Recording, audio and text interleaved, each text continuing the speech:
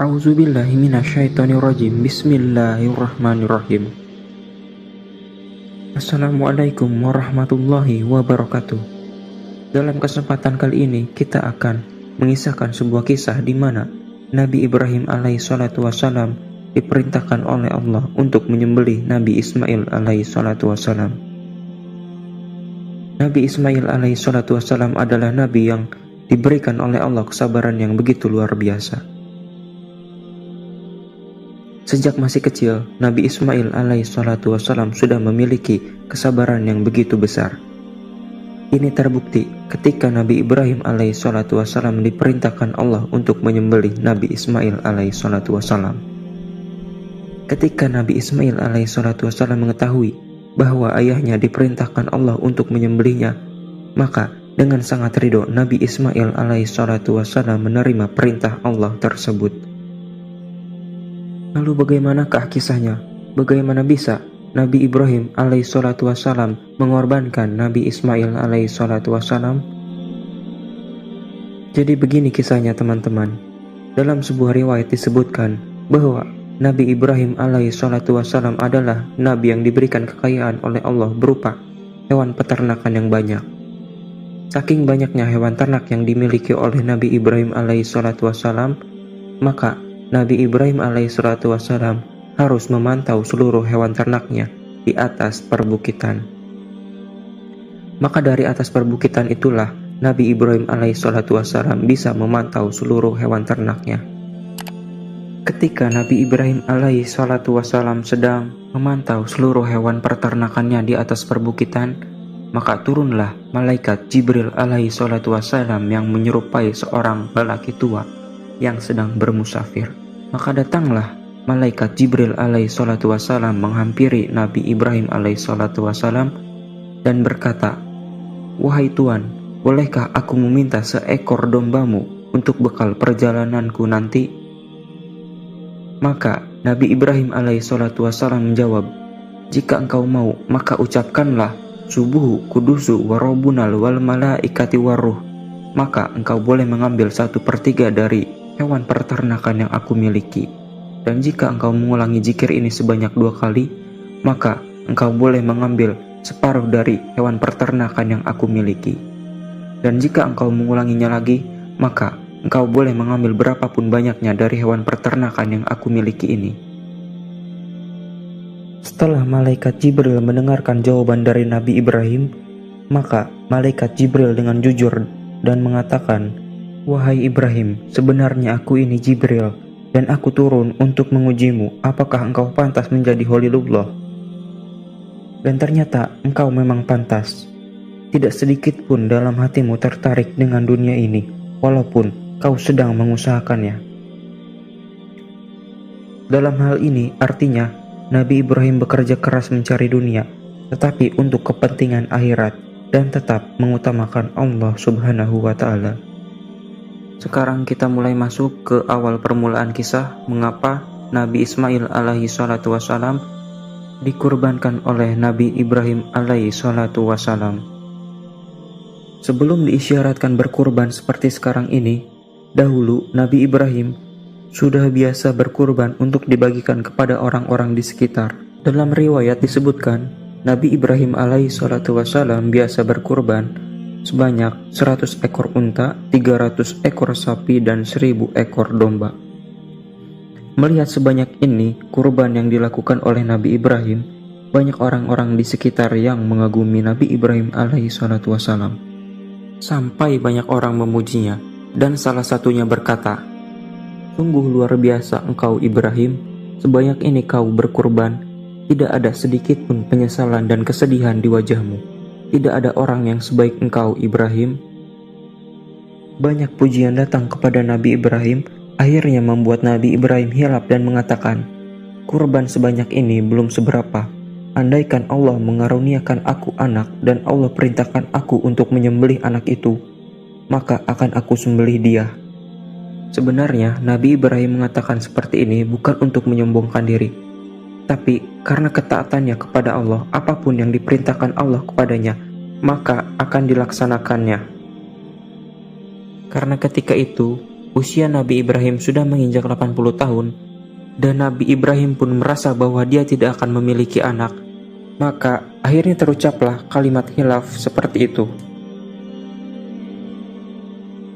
Singkat cerita, setelah bertahun-tahun dan Nabi Ibrahim pun sudah lupa dengan perkataan hilafnya tersebut, maka setelah itu disebutkan dalam surah As-Saffat ayat 99 yang berbunyi, "Waqala ini jahibun ila rabbi sayahdin." Nabi Ibrahim berkata, "Aku akan pergi ke suatu tempat, dan semoga Allah memberi petunjuk kepadaku." Nabi Ibrahim pergi untuk menghususkan beribadah kepada Allah dan benar-benar memohon kepada Allah untuk diberikan seorang anak yang soleh. Permohonan Nabi Ibrahim alaihi salatu wassalam tertulis dalam surat As-Saffat ayat 100 yang berbunyi, "Rabbi habli minas solihin," yang artinya, "Ya Allah, karuniakanlah aku anak yang soleh." Kalimat ini pun terus diulang-ulang oleh Nabi Ibrahim alaihi salatu wassalam, dan Allah menjawab doa Nabi Ibrahim. Dalam surat As-Saffat ayat 101 Allah berfirman, "Fabasyarnahu bigulamin halim," yang artinya, maka kami beri kabar gembira kepadanya dengan kelahiran seorang anak yang sangat sabar, yaitulah Nabi Ismail alaihi salatu wassalam. Nabi Ibrahim ini memiliki dua istri. Istri yang pertama bernama Siti Sarah dan istri yang kedua bernama Siti Hajar. Nah, Nabi Ismail ini dilahirkan dari ibu yang bernama Siti Hajar yang tak lain adalah istri kedua dari Nabi Ibrahim alaihi salatu wassalam. Pada saat Siti Hajar hamil karena besarnya kecemburuan Siti Sarah kepada Siti Hajar, maka Siti Hajar sering menutupi kehamilannya dengan menggunakan kain. Tujuannya agar Siti Sarah tidak melihat bahwa Siti Hajar sedang mengandung. Setelah Siti Hajar melahirkan, semakin besar kecemburuan Siti Sarah kepada Siti Hajar. Dan akhirnya Siti Sarah meminta Nabi Ibrahim membawa Siti Hajar dan Nabi Ismail kecil ke suatu tempat yang jauh dari Siti Sarah. Dan pada saat itulah Nabi Ibrahim membawa Siti Hajar dan Nabi Ismail kecil dari Palestina menuju ke tanah Makkah.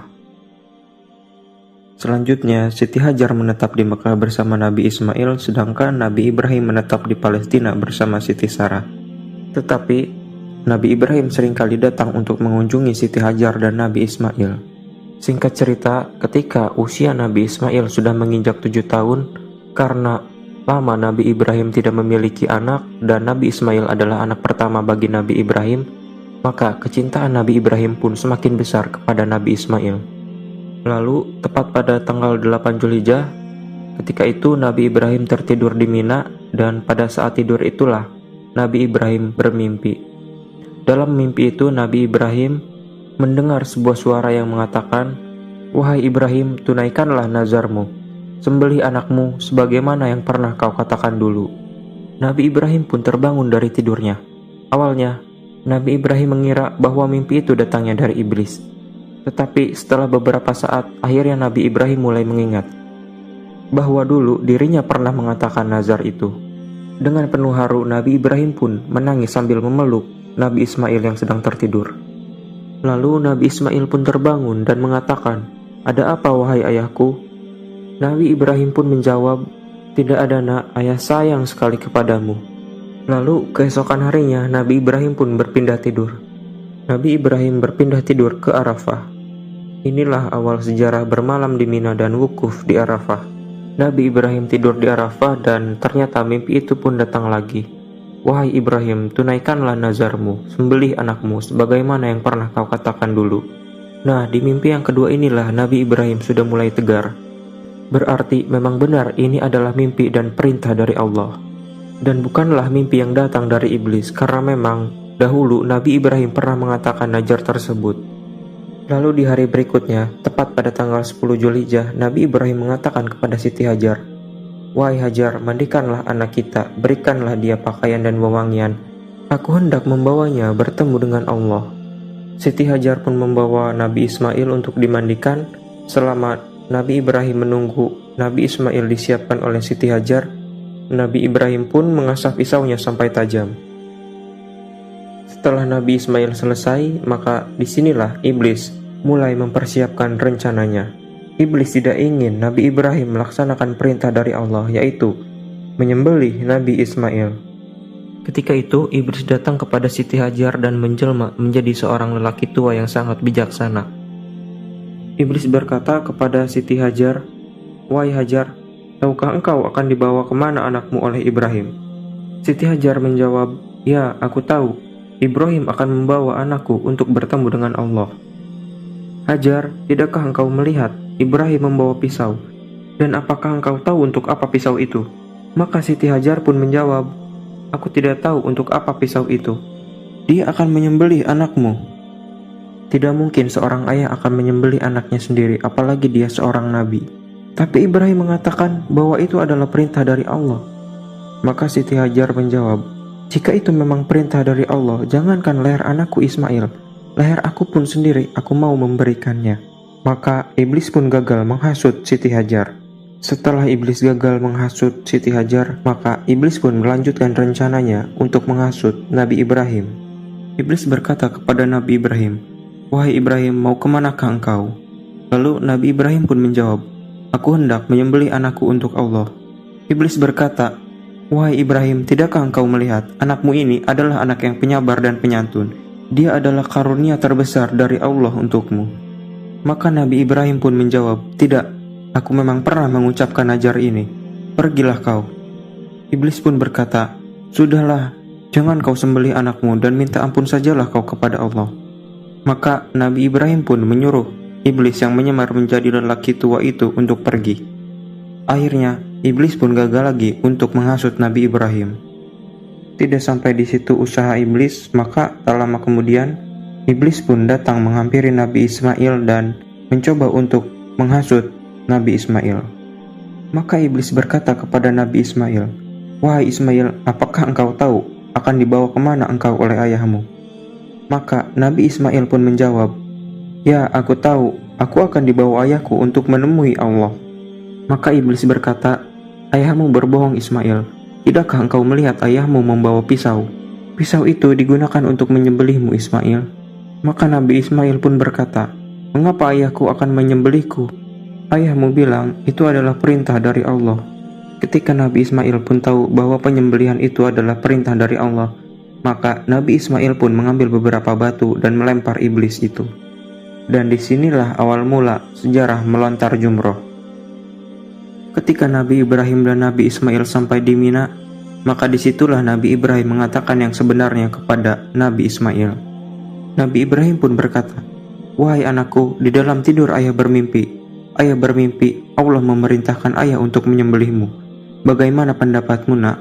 Maka Nabi Ismail pun menjawab, "Wahai ayahku, laksanakanlah apa yang diperintahkan Allah kepadamu. Insya Allah, engkau akan mendapatiku sebagai anak yang sabar."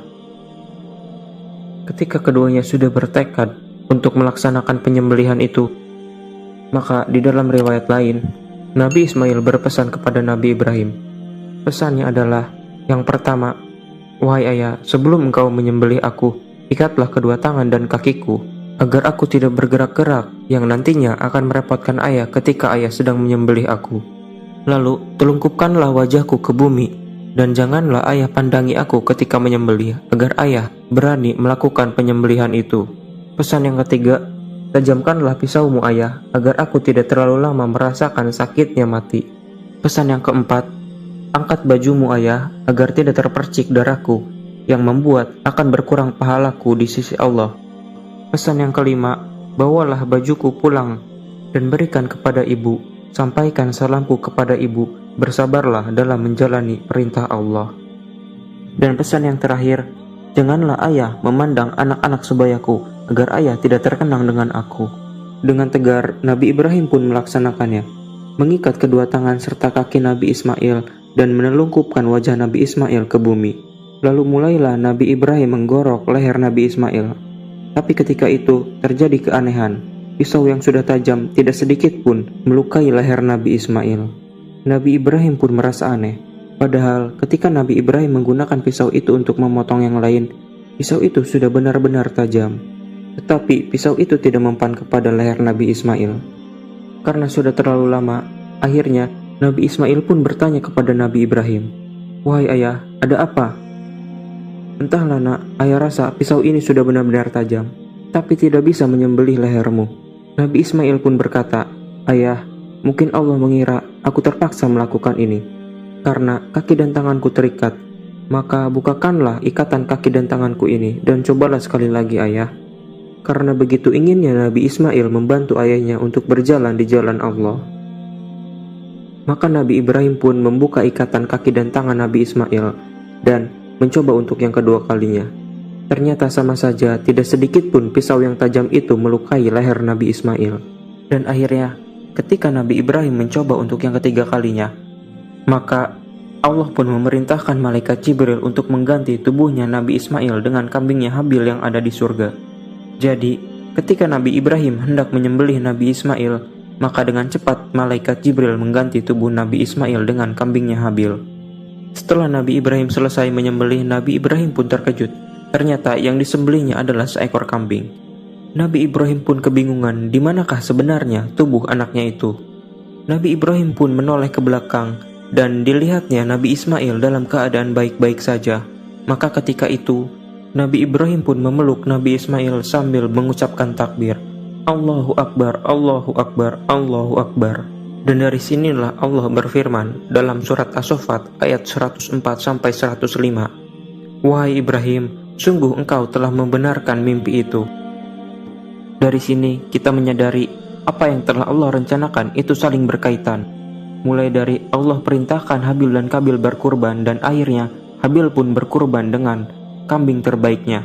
Lalu Allah pun terima kambing Habil tersebut dan membawanya ke surga. Dan ternyata dari awal memang sudah Allah rencanakan bahwa kambing itu sudah ditakdirkan Allah untuk menjadi pengganti tubuh Nabi Ismail ketika hendak disembelih oleh Nabi Ibrahim. Mungkin cukup sekian kisah awal diisyaratkan yang berkurban. Semoga video ini bisa bermanfaat untuk kita semua. Mohon maaf atas segala khilafan dan kekurangan. Allahu a'lam bishawab. Wassalamualaikum warahmatullahi wabarakatuh.